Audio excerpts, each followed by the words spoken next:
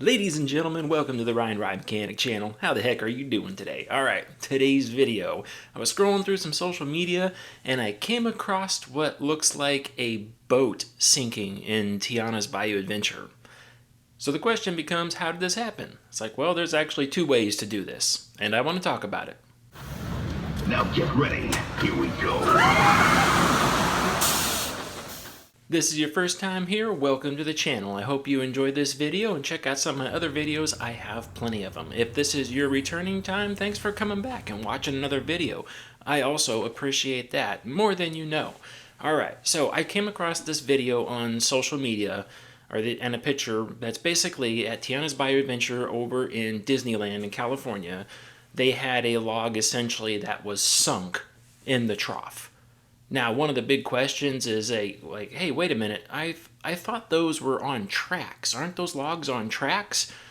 Well, not really. So in the station area, in the ride station area where you have to do conveyance, i.e. moving a boat around. So in the station area, in the lift areas, sometimes block areas, drops, runouts, where you make the big splash at the end, those are on tracks at that point. They're kind of like resting on top of a track in a very narrow guided setting, so the boat can only go in a very slim, narrow spot.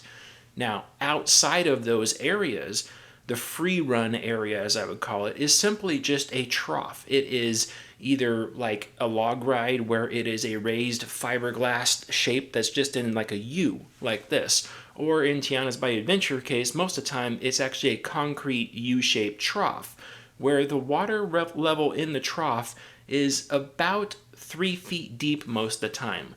The boat actually sits inside that trough, and to its own extent, the boat actually floats along the way. Now, those areas, those flume areas throughout the ride, those are really not controlled like the way the rest of the ride system is. So in a normal ride, you have a block safety system which prevents ride vehicles from contacting one another. Realistically, on log flume rides, you only really have the block safety system in areas where they can mechanically force boats together.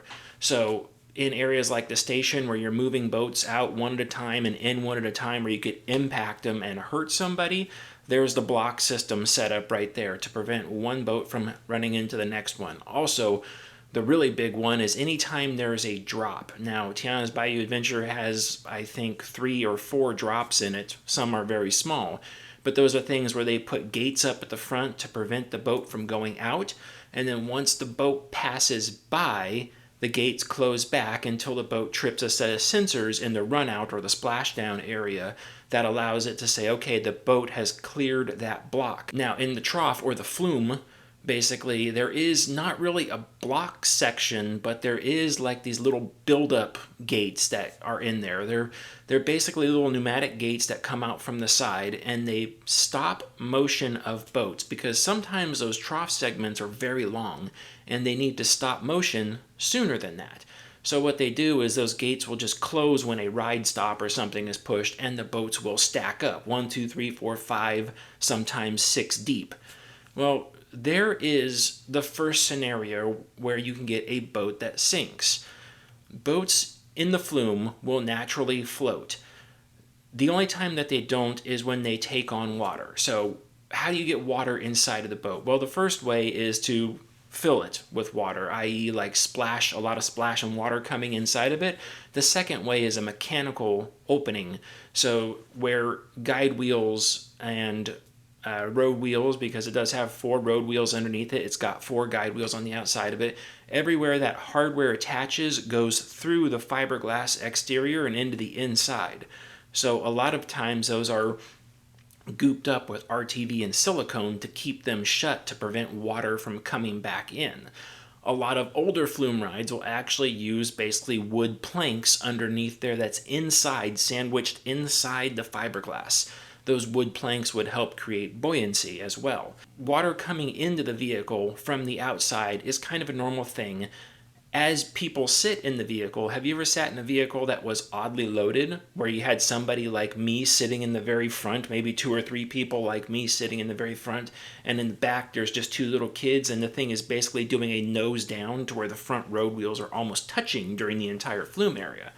Well, that boat being uneven can cause water to flow in, especially when you do a ride stop and you start stacking the boats up.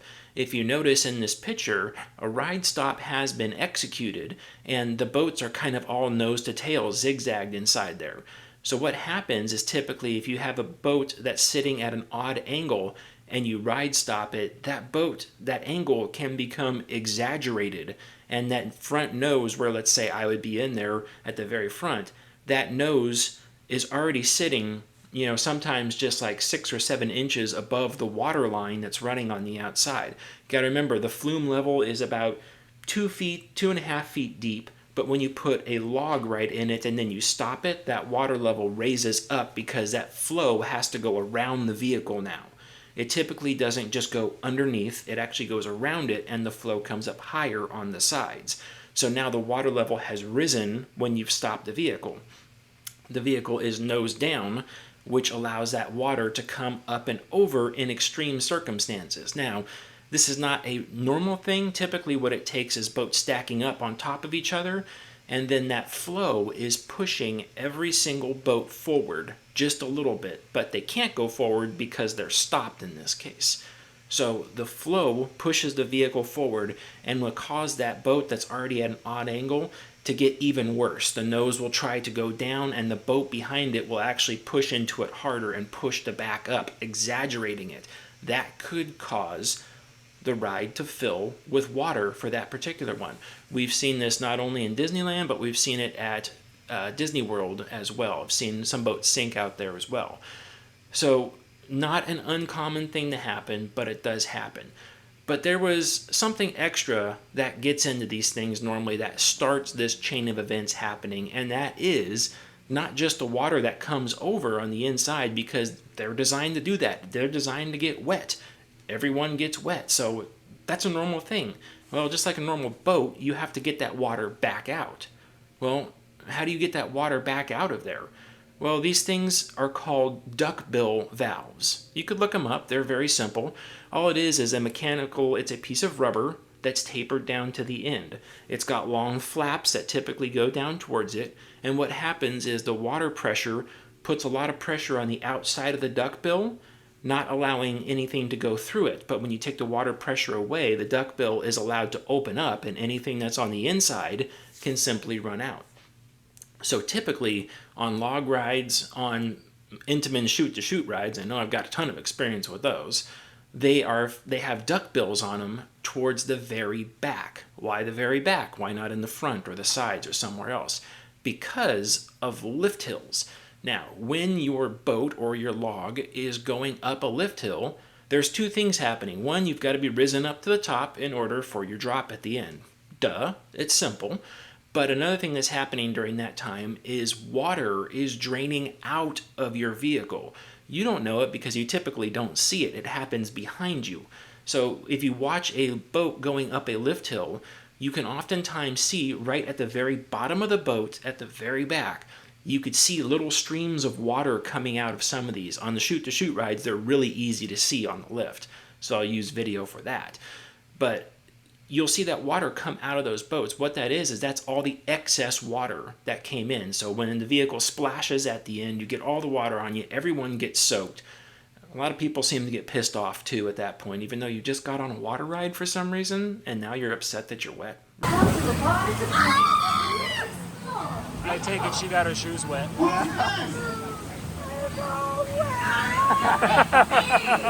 Really, come on. Anyways, so when you get off, you take some of the water with you. Perfectly fine. But a lot of that water stays inside the boat because there's much more surface area than there was people. So that water has to get evacuated. So that's where these duckbills come in handy. The duckbills sit below the water level line at the very bottom of the boat. While the boat is submerged, the duckbills are being held shut by the water pressure on the outside. So the water inside the boat can't go out. Same fact, the water on the outside can't go backwards through that duckbill. It's a really, really cool system, really ingenious. It's just like, wow, it's so simple, it's amazing. But these have been used for long times in many things. So those duckbills hold shut, and then when the boat goes up at an angle, all the water will rush to the rear of the boat, pile up, and then as soon as those things come out of the water, those duckbills will naturally just, the force of the water inside of the boat will force that duckbill open right at the end, and the water just starts to drain out. And the entire time it goes up the lift hill, it will just drain water.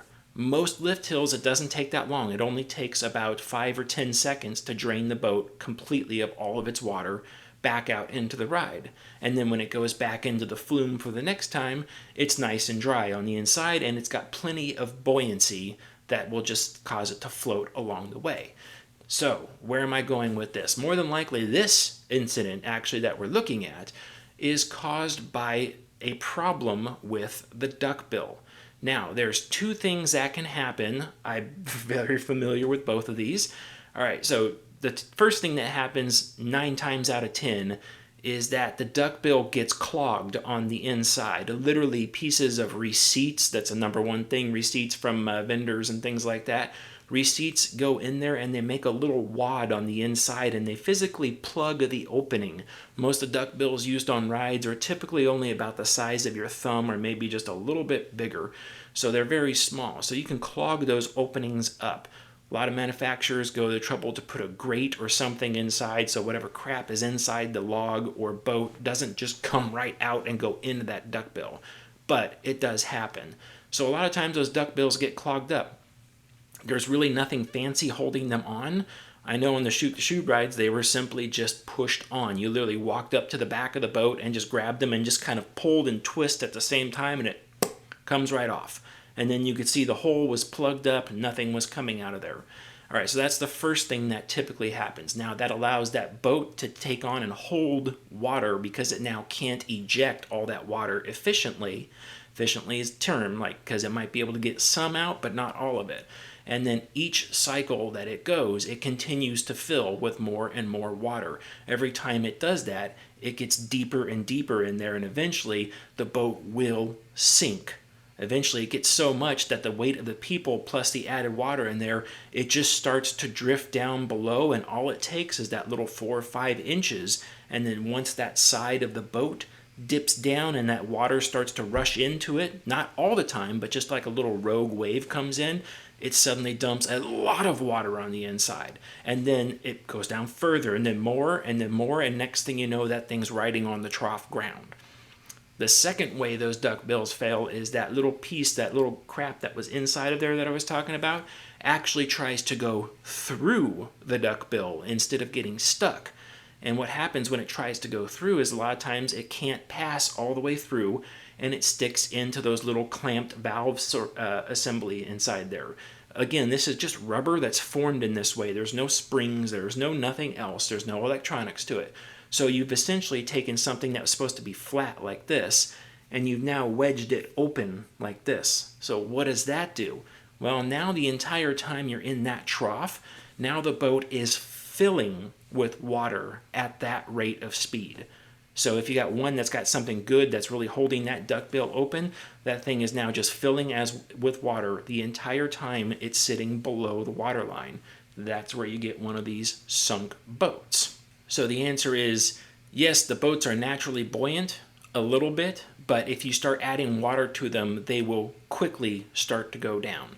Now, on rapids rides, one of the only exceptions to them, because those are extremely buoyant, but they have drains on the interior of them as well. 3 to 5 of them, I believe it is, depending on who manufactured the ride, of course.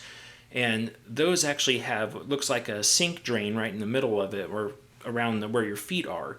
Those do get clogged up all the time, but there's so much air buoyancy around those rafts that they won't really fill up and sink down unless there's a problem with the bladders. Okay, so in those guys, they actually have the opposite problem. They actually have so much water coming in, they don't want everything coming back upwards through those vents. Every time the thing goes down, it would just push geysers of water through those vents. So what they do is they actually, in the rapids rides and the rings, they actually put basically check ball inside of there. It's a little ball. It's about the size of a golf ball, essentially. And in that long drain tube that goes down, that ball sits at the bottom and is held there. Water can drain around it, no problem. But as soon as there's a big gust or anything, like water tries to go back upwards through there, it will go up and that ball will suddenly seal at the top and prevent all that water from rocketing through the center and basically creating a geyser. So, but again, you can have the same thing with those.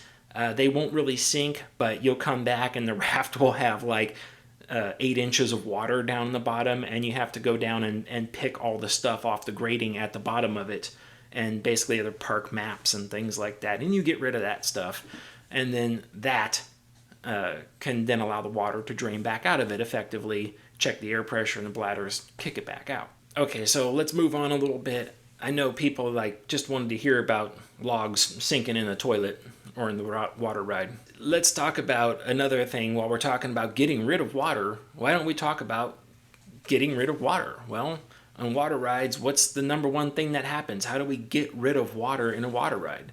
Well, actually, the number one way is people. People take the water outside of the ride with them. We literally soak them with water and they get up and they carry it away. So water rides have to maintain fill levels to this typically within a couple of inches. And they have typically automated valves that watch the water level, and then as the water level drops down, it will start opening valves on demand. And by that I mean on demand, smart systems out there, we will open up a 2-inch valve and say start filling. And then as it fills, if after 10 minutes it should have met its demand, say 2-inch valve opens, it should have filled after 10 minutes and shut off. At 10 minutes, the PLC says that that valve hasn't shut off, which means it hasn't met its water level. I'm going to open up another 2-inch valve. And then after 5 minutes of both of those valves being open, I'm going to open up another 2-inch valve. And then after about 2 or 3 minutes of those valves being open, if I can't meet the demand with that, I'm going to send out a warning to whoever is operating the ride and saying, hey, for some reason, we are losing a lot of water. More water being filled than anticipated should be going out. This might be some areas would have dock openings or something like that, something open where water could be leaking to a storm drain. We do have overflows in water rides where it simply does just leak out and goes into sanitary sewer, not a storm drain. Sanitary sewer means it's sent out like when you flush the toilet. That water goes out to sanitary sewer. It's treated and released.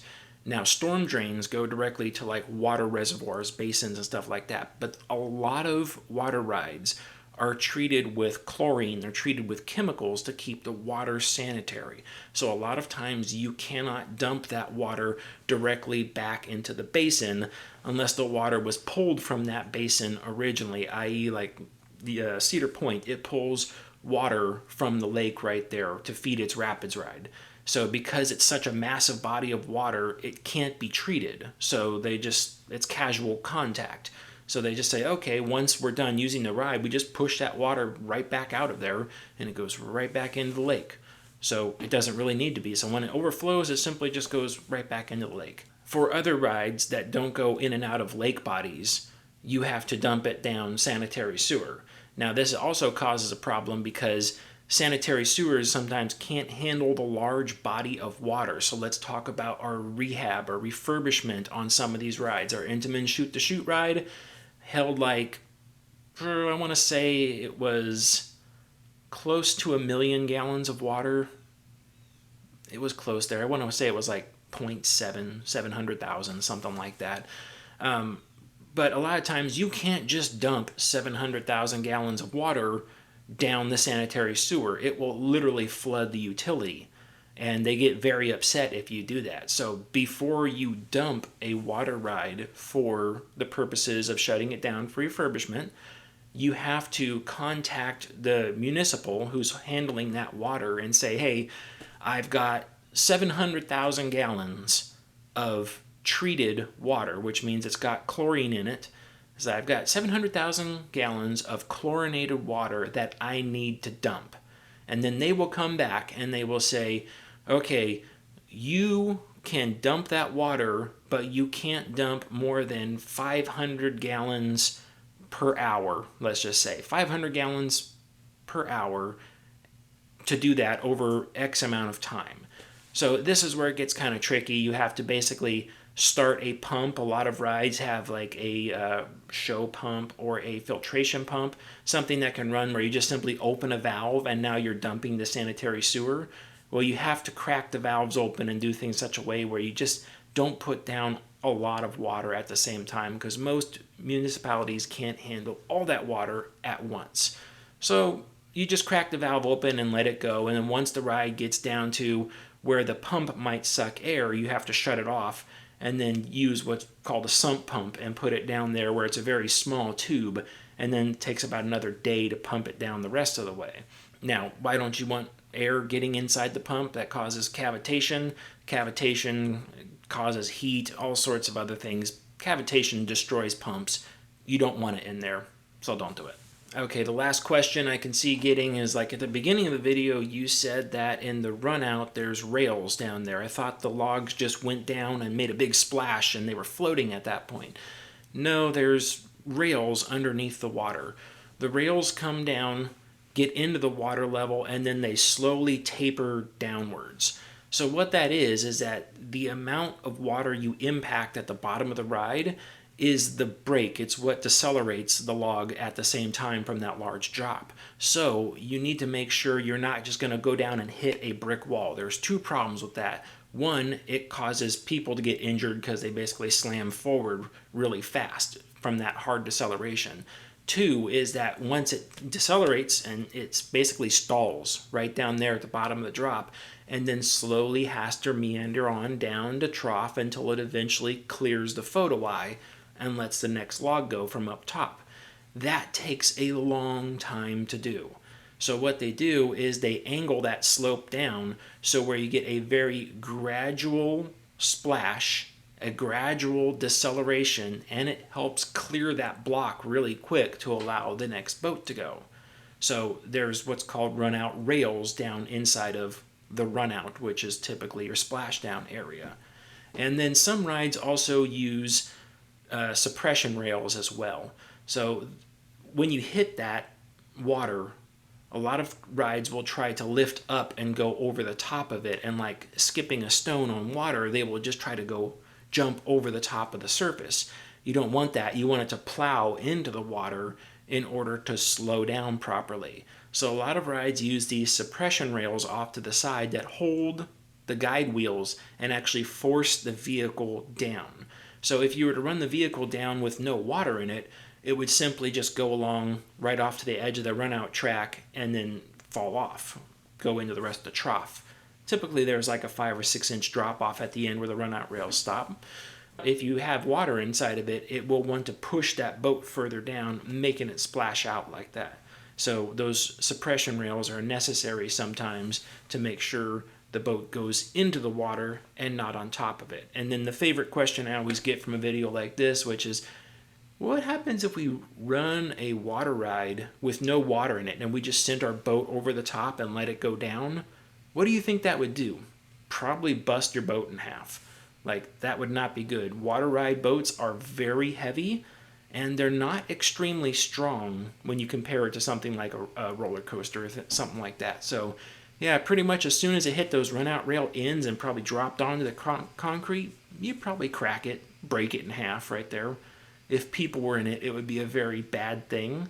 That's one of the reasons why ride safety systems won't allow water rides to operate without water in them, or low water, because that's just as bad as no water in some cases.